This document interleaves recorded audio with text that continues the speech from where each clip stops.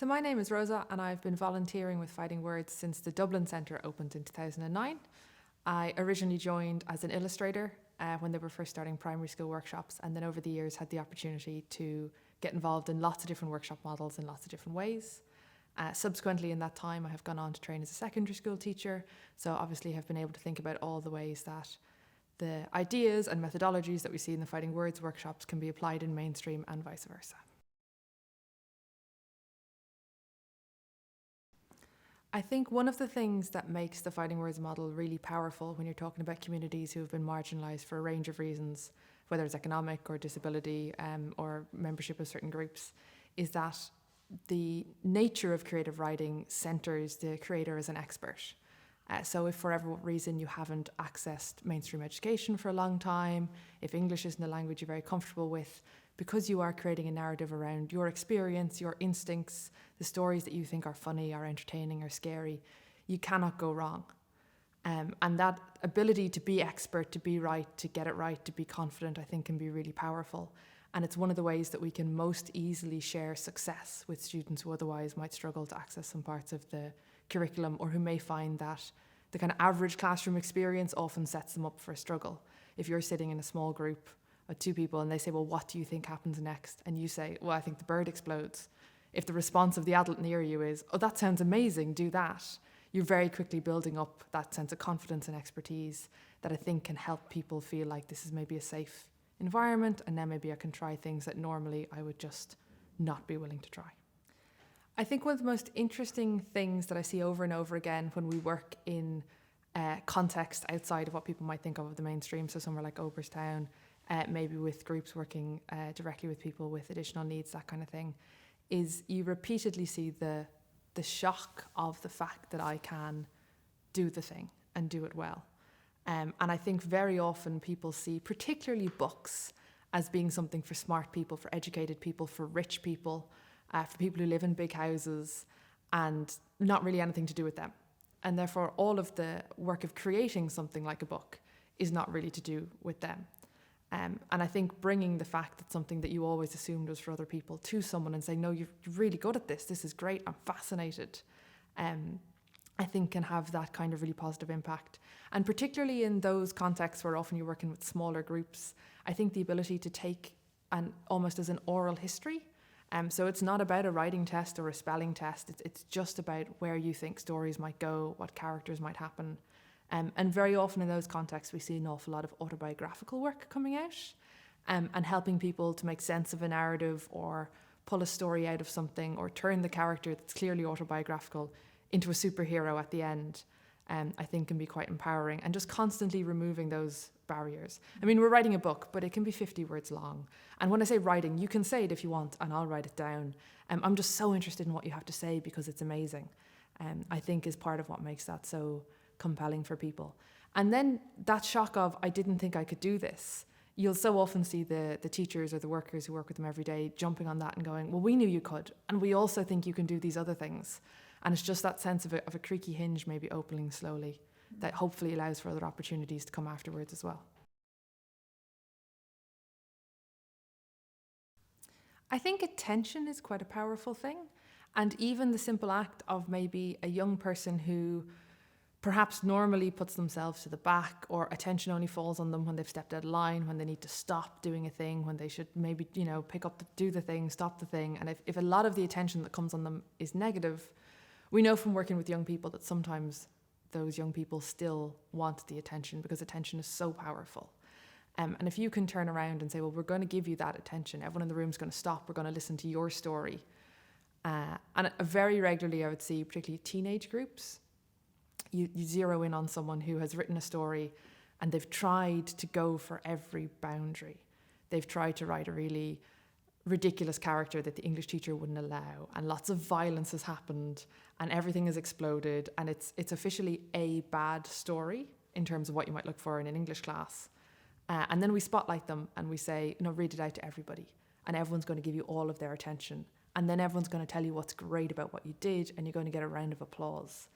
And even though you kind of went out of your way to go for the attention that you're comfortable with, which is normally negative attention, we've turned that on you, and now you're leaving the room going, oh, I can get positive attention as well. And I do occasionally hear, particularly longer term projects, we've worked with a group for a number of weeks, teachers saying, like, I've never seen that from that student before. And sometimes that's being in a different space, working with different adults, you have that clean slate. But that's something that I feel I have seen over and over again, rather than that being one individual. So I think that's something that this does very effectively.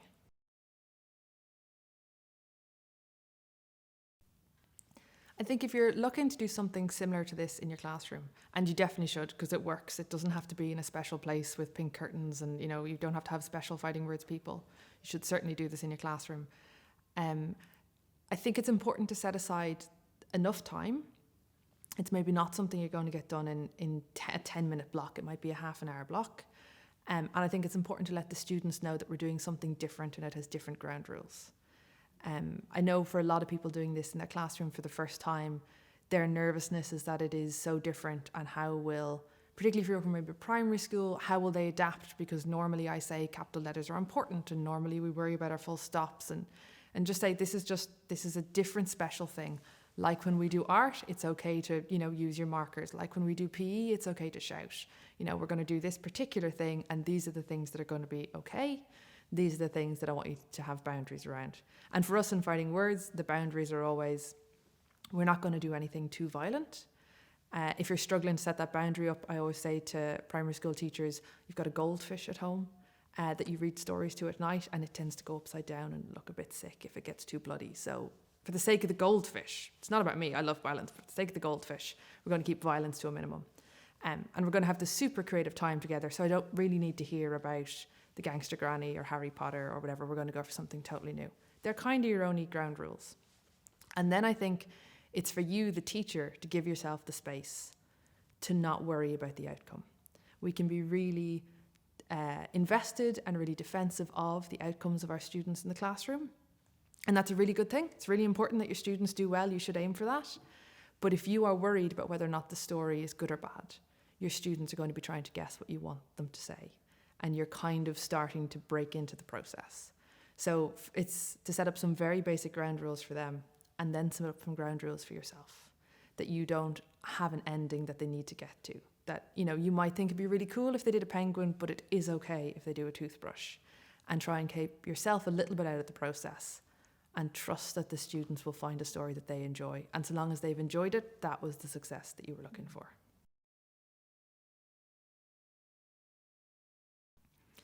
So time and curriculum time, that is the struggle of all teachers everywhere. And that will be specific to your school, the age group you're teaching, and your context. But I do think there are maybe creative ways to find space and time. Sometimes that can be about moving some tasks, if you're in primary, to a different subject. Like, we do need to spend time on constructing our sentences really well, but we can do that in a history context. In secondary, it might be the case of, we do need to spend some time, going over this section, but maybe I can move that to a homework. We'll review it quickly in 10 minutes, and then we're going to make some space for this in the classroom. But I do sympathise with that. Like, the curriculum's pretty packed out, and then you want to bring in these extra creative things that the time isn't specified for.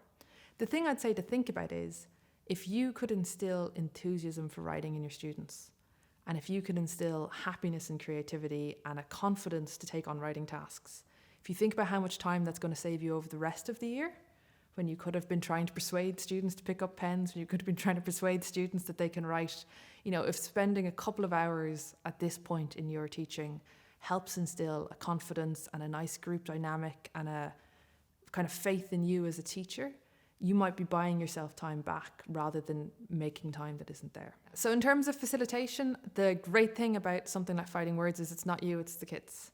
And that's kind of going back to what I was saying about trying to have the confidence to trust the process and move yourself out of it.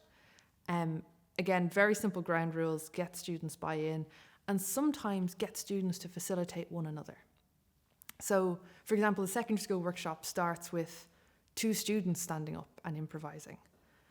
And just someone writing it down. That could be 3 students and not you at all. And then as they start to edit what's on the screen, the typist, particularly if you've picked a student who has quite a good relationship with other students, they can be starting to bounce off each other quite well. You have a lot of facilitation skills already. if when you ask a question, 13 kids put up their hands and you still manage to get them to talk in order. You have a lot of those skills that are ready to be transferred into this model. There's probably a mistake in thinking it's too different. But if there is a role that you're nervous of, I would hand it to a student and see how they handle it, because they'll be learning with you. And if you're talking to your students about what it should look like when we edit together and what it should look like when we take it in turns to add a sentence, again, I'm jumping between the primary school model here and the secondary school model, so it applies to everybody. Students will work those rules out very quickly for themselves, and you can possibly share that responsibility with each other. I do think some of the fear of facilitation is part of the worrying that the story won't be good. And it doesn't matter whether or not the story is good, and you haven't failed as a facilitator if you don't think the story is good. All you're trying to do is make space for students to air their ideas and have their ideas be accepted and mashed into the story. So I think sometimes people are judging their facilitation on outcomes that, certainly within the Fighting Words model, we're not actually looking for.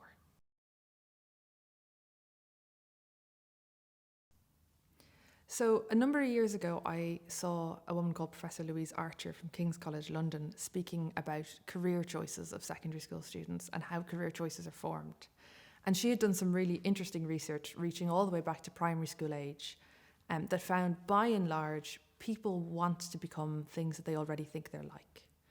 And the defining factor, she was particularly interested in STEM careers, so that's science, technology, engineering and mathematics, because it's a burning concern of many governments in Europe at the moment, is how we get enough people into those career areas. And she was wondering where a person who thinks they want to be an engineer comes from, where a person who thinks they want to be a doctor comes from, and likewise where a person who thinks they want to be a hairdresser comes from. And the findings of her and her team, by and large, found that people actually aspire to be like people that they already think they're like, which kind of backs up what we already know about role models. But she found it very difficult to get people to move on that self-concept of the kind of person they are if you met someone who thought they just weren't the kind of person who was good at science. And she had some amazing findings, something like 90% of engineers are already related to another engineer. So a big part of it is what you see in your family and what you see in your community. And I was wondering at the time, a lot of that focus about changing that was about making interventions in science, making interventions in maths. And I just sort of wondered, as an art teacher and someone who focuses more on the creative side, if there was something in imagination that could help move that dial for our colleagues down the corridor in maths and science. So based on that, I undertook a creative writing project here in Dublin with DCU, where we focused on science fiction as a way to see if that built confidence and kind of a sense of relationship with science that mightn't have been built in the science classroom. We kind of see it all the time in young kids. They see a video with a fireman Sam and they decide they want to be a fireman. We kind of know imagination is how we see new ideas. It will also be familiar to many teachers that when we are trying to get new knowledge into students, you have to explain it to them, you get them to explain it back to you, you get them to use it in a different context, and you get them to connect it to something. And the key thing there for someone to really know something and feel like it's part of their knowledge base is connections. So if you can connect a scientific concept to a superhero that you made up, if you can take an idea that you didn't really get in science, but it's now a really cool story about a plague, we had a few of them, you're kind of taking ownership of something that previously you felt wasn't for you. And we did find a lot of students who really did not think that science was their thing, were still happy to take ideas, and then they were happy to ask questions. So because they were trying to create something with the science, they'd be getting on to the physics lectures at GCU going, well, if I wanted to build a rail to the moon, what would I need it to be built of? And then it discovers the moon moves. So, okay, well, if the moon moves, what do I have to do with my rail system? And all this kind of applying knowledge about planetary bodies that they wouldn't have engaged with normally because they are owning it and turning it into something else. Because of the pandemic, we didn't really conclude the research as an outcome, so I can only give you the anecdotal. They seem to really enjoy it. But I would actually recommend it to teachers who are trying to embed kind of more hard knowledge elsewhere in the curriculum, to bake it into a creative writing unless your students own the knowledge and take it places and imagine how it connects to other concepts they already have. Because a concept that's connected to other concepts is going to be much easier for them to remember. So the nice thing about a creative exercise, whether it's creative writing or drawing or any other kind of creativity, is that it does again center the creator as an expert, and it allows you also to break the rules because you're being creative. And the thing that was very interesting to us when we ran science fiction workshops with science lecturers from DCU was, because I wouldn't have science expertise myself, at the end of sessions, the science lecturers would be talking to us about the quality of the scientific questions we were getting back and the connections that were being made between scientific concepts that were stretching their knowledge of science as third level lecturers, because we had given the students the permission to go into the subject and kind of rip it apart and see what they could make of it and see where they could mix what was real and what was unreal. And by and large, students knew when they were making stuff up and when they were working with actual science. Don't think it was confusing for them. So I do think if you have a piece of science that's a bit abstract or maybe just a little bit dull to learn off, challenging students to take it and turn it into something else can be a nice way of livening up that bit of the curriculum. And for students who maybe struggle to access it, you're allowing access where maybe normally their experience is of not being able to get into it at all. So developing kind of a preschool and early years model here was actually very much led by working with 3, 4 and 5-year-olds and seeing how they built stories together. Because of the way that ideas are conceptualized at that age, it doesn't actually really fit the linear story model. And we were finding that when we worked with students of that age, they were really into character development. They could definitely pick an animal, they could tell you what it was called, and then they would want to build out their universe from a character point of view. So what ice cream it liked to eat, and it had this, and they were telling you a story because they would tell you, oh, well, they used to have this friend and they had done this together. And in the future, they're going to grow up to marry this and turn into a unicorn. But it was all centered around character information rather than in another couple of years when they tell you stories and it's, and then they went here, and then they went there, and then this happened, and then this happened. Just before that age, there's a very, just telling you stuff about the character as if it's a real person that you need lots of information about. So based on that, we realized we needed a model that was less about getting to a cliffhanger because there's different kind of world building going on. So that was the first step that pushed us towards the picture book methodology. And the second one was that what is so powerful about putting the words on the screen as we do workshops with primary and secondary and other age groups is that they see their words being made real and they see their ideas being made real in the moment. But if you can't read, the words are only being put on the screen for the adults, really. You know, it's great for the primary school teacher or the preschool teacher or the Montessori teacher to see their words go up. But maybe the students don't know that the words are up there. Now, we've always used illustrators for anyone who maybe doesn't read off the screen very easily, people who are new to English. So it was really the very simple trick of going, well, we're going to take the words off the big screen and put the picture there, and we're going to make the words a smaller component. But we are capturing the imagination and the storytelling just in a visual language that the young people in front of us can read. And then because the drawing is nonlinear, it allows for that, adding the ice cream, adding the friend, adding the colour of the hair, and it actually works very naturally for that age group because they're not writing one sentence after another. They are putting lots of ideas into one static moment and then moving on. So it was more about finding a way to capture and reflect ideas that reflected the way they were thinking than changing anything about the model in terms of we're still prioritising that they invent characters, we're still prioritising that they lead the creative kind of motion of the story, and that there's still a lot of space at the end for them to go and take it wherever they want. But we do find at that very young age group that stories are quite static. Time doesn't really feature. So if you're planning to do workshops with this age group, it's about finding a way for them to explore usually a character in a kind of a time neutral way. And we find building out drawings is a really good way to do that. If you're concerned about that in terms of a literacy initiative, you're still looking at stretching their vocabulary, getting them to read back and explain what the drawing means, who can remember what this was.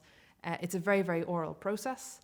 And then at the end, we would add on a few key sentences that summarised what had been said on every page. So when they get the book back with the pictures that they can already explain, we are building in that couple of sentences down the bottom that hopefully they can read or can be read to them in time.